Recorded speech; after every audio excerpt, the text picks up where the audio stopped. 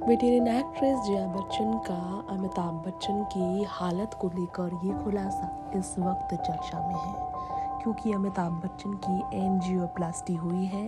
लोग ये अंदाज़ा लगाया जा रहे हैं कि कहीं अमिताभ को हार्ट अटैक तो नहीं आया।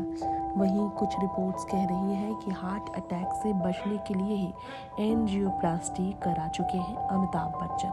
खैर, इस बीच अमिताभ बच्चन की सबसे काली रात, अमिताभ बच्चन की ज़िंदगी की सबसे काली भयानक रात के बारे में जया बच्चन ने कैसे क्या कहा था, आज हम आपको हमारी इस रिपोर्ट में फिर याद दिलाएंगे। जब अमिताभ बच्चन को कुछ मिनट के लिए डॉक्टर ने क्लिनिकली डेड घोषित कर दिया था। आपको बताना चाहेंगे, अमिताभ बच्चन की हालत पर उनकी पत्नी जया ने ये कहा था। जब वो हॉस्पिटल पहुंची थी, उनके ब्रदर इन लॉ यानी कि देवर ने ये कहा था, आप कहाँ थी? हम आपको खोज रहे थे, हम आपको ढूंढ रहे थे। मैंने ये कहा था, मैं अपने बच्चों को देखने गई थी और सभी सोच में पड़ गए थे। सब ने मुझे हिम्मत जुटाने के लिए कहा था। जो मैं कहने जा रहा हूँ आप सुनिए, कि उनके देवर ने कहा।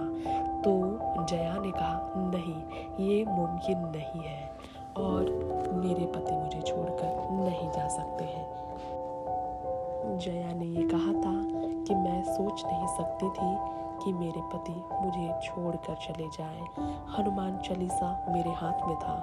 मैं डॉक्टर दस्तूर के पास गई और मैंने कहा, दुआएं हैं और दुआएं रंग लाएगी।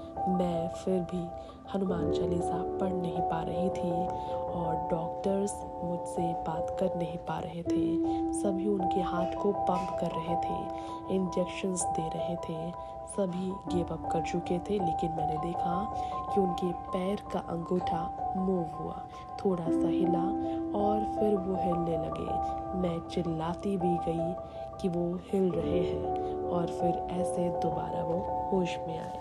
नेक्स्ट 9 लाइव से ऋतिक रिपोर्ट।